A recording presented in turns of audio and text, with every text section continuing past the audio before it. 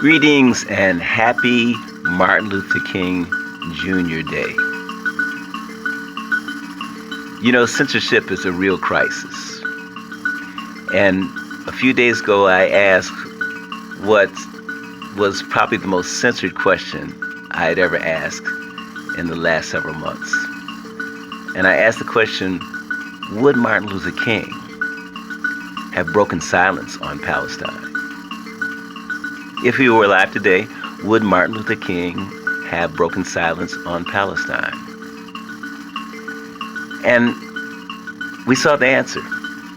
We saw the answer a few days ago as black lawyers from South Africa, aka Azania, argued eloquently in The Hague in a case of genocide against what is probably the world's greatest purveyor of genocide, the United States government, the White House, funneling tax dollars through the largest military to its proxy, being directed by international major corporations to access resources.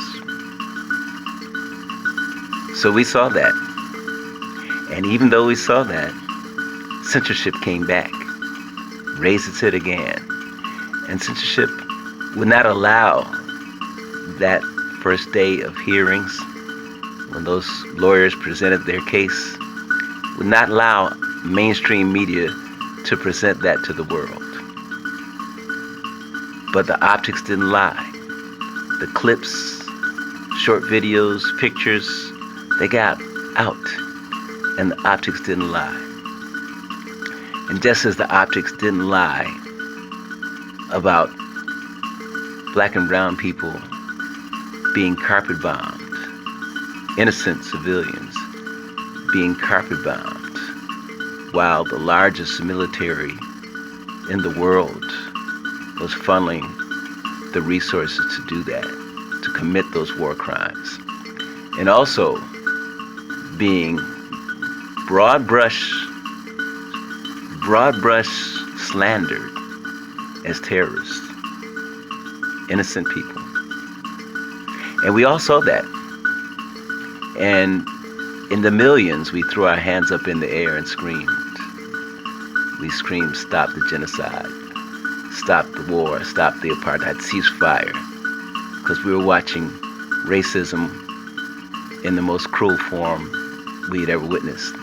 And we're still out there in the millions. We're still out there in the millions.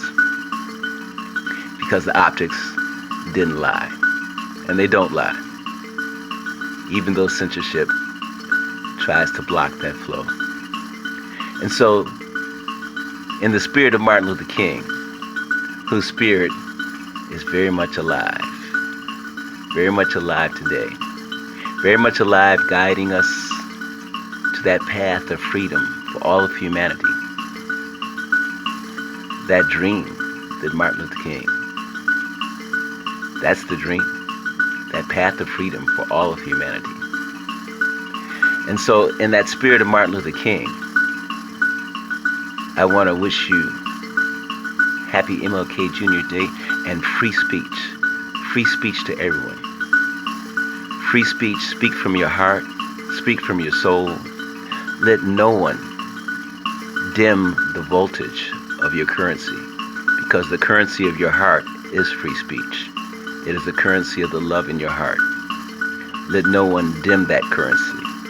Let no one turn down that voltage. Let no one dam that flow. Let no one dim that light. Let your free speech flow. Let your free speech flow for the world to hear, from your heart to the ears of everyone. This is in the spirit of Martin Luther King Jr., whose spirit is very much alive today. And I ask this question now as a rhetorical question, because we know the answer. Would Martin Luther King have broken silence on Palestine?